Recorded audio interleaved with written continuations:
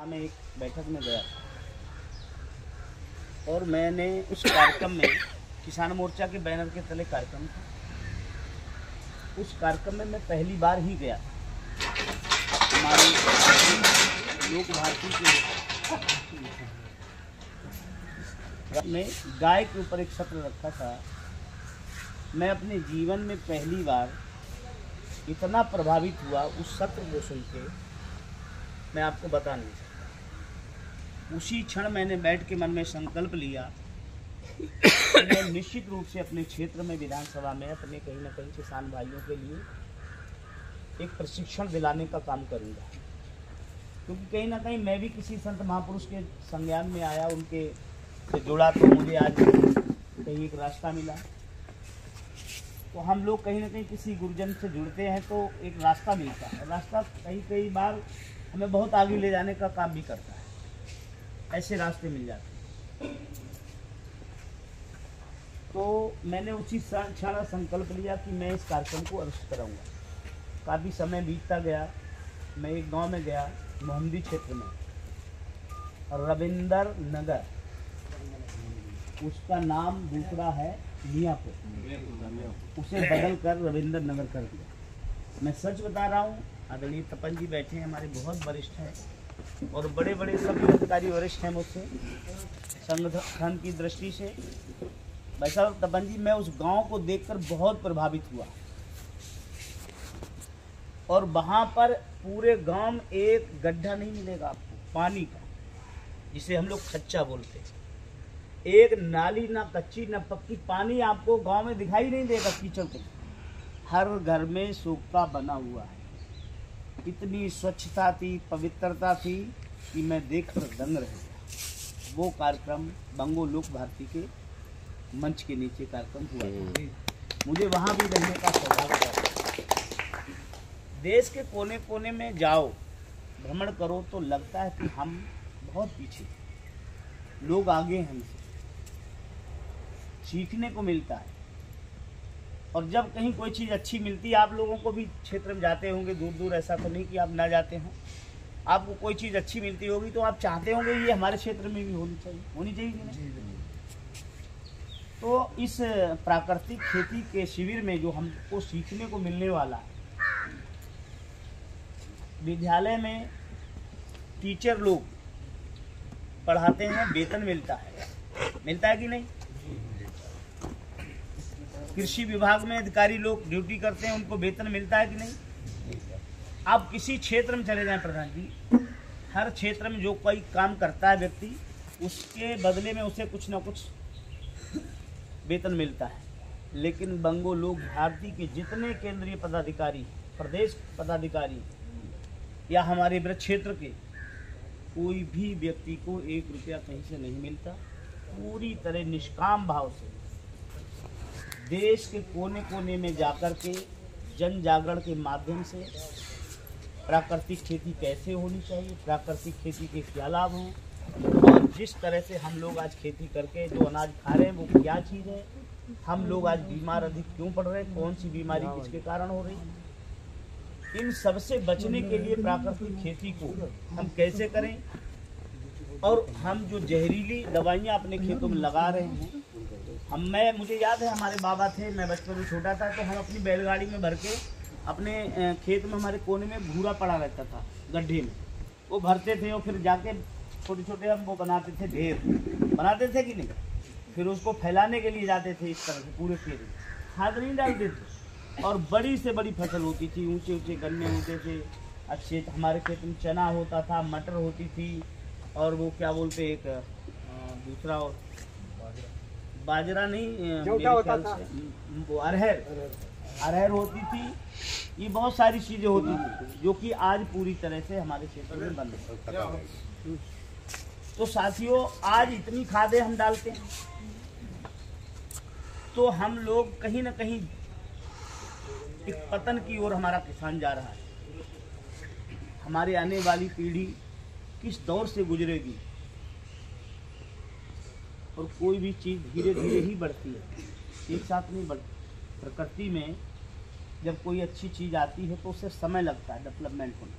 आपने देखा, हम लोग अपने होश में मोबाइल अभी 10 साल पहले नहीं था, लेकिन आज घर घर में एक एक आदमी पास 2-2, 3-3 मोबाइल है कि नहीं? समय लगा। जो जूता पहले बड़े लोग पहनते थे वो हम लोगों को 10 साल बाद मिला।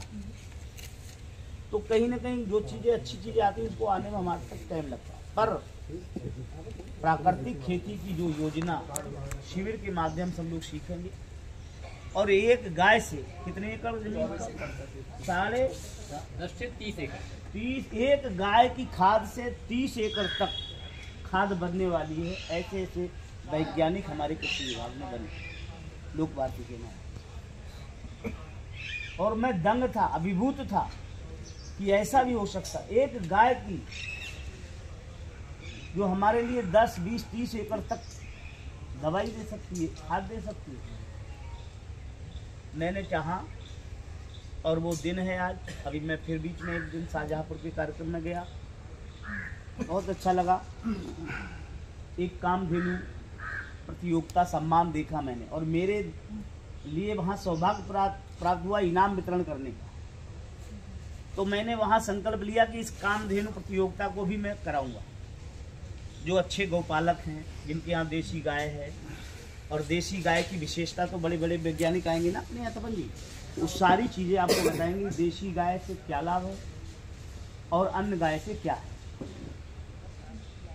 जिनके यहाँ प्योर देसी गाय होगी, इसको जानने वाले वैज्ञानिक होंगे उस दिन। ये कितने % देसी गाय है, कितने नहीं है, ये वो बताएंगे, हम आप नहीं समझ सकते। और जिसकी शुद्ध देसी गाय होगी, अच्छी गाय होगी, सींग में काला तेल लगा होगा, सजा के लाएंगे, बढ़िया। जो फर्स्ट आएगा उसके लिए फर्स्ट प्राइज दिया जाएगा, बहुत अच्छे से सम्मानित किया जाएगा। जो दूसरे नंबर पाएगा उनके लिए भी प्राइज दिया जाएगा, और तीसरे नंबर पर प्राइज दिया जाएगा। अंत में 5100 जो भी मतलब गाय आएंगी यहाँ क्षेत्र से, उन सभी का सम्मान किया जाएगा। उसकी गांव-गांव जाकर के सूची बनवाएंगे, और कौन कौन पशुपालक है। ऐसे नहीं कि लोग पकड़ के ले आएंगे और बाद में छोड़ देंगे। मतलब जो गौपालक हैं, और इन्हीं में से लोग सूची बनाएंगे जो बैठे हैं।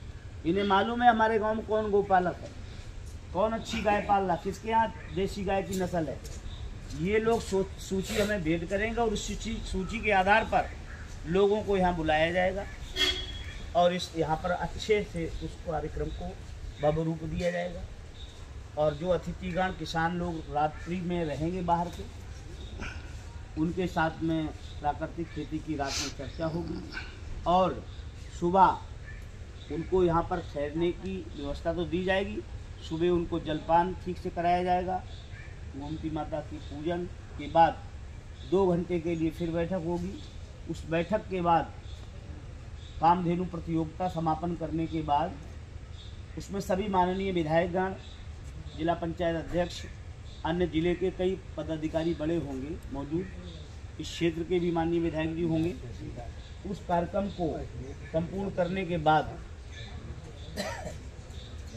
फिर हम लोग यहाँ पर भोजन की व्यवस्था रहेगी। आइए बैठिए।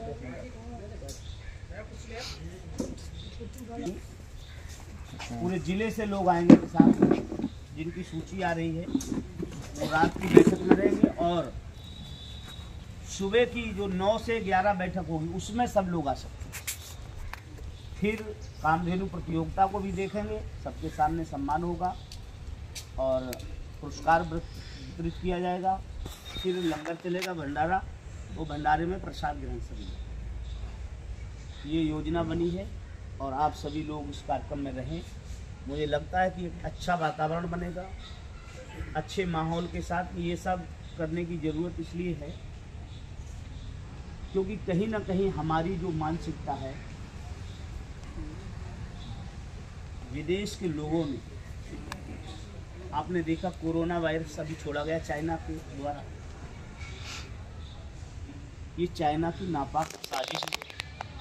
कई ऐसे वायरस होते हैं, औषधि के रूप में है, बीमारी के रूप में है, वाणी से वक्तव्य के रूप में है। तो ये वायरस होते हैं, और जो समय समय पर हमारे देश का विभाजन करता है। और विभाजनकारी लोग कहीं न कहीं षड्यंत्र में सफल भी होंगे। आज हमारे देश में हमारी देसी गौ माता पतन की ओर जा रही है। अगर गौ माता नहीं रहेगी तो हमारे आने वाली पीढ़ी के लिए बहुत बड़ी समस्या और संकट है। जैसे आप देखते हैं कि ये जो प्रदूषण होता है, वातावरण दूषित होता है, क्योंकि पर्यावरण खतरे में होता है।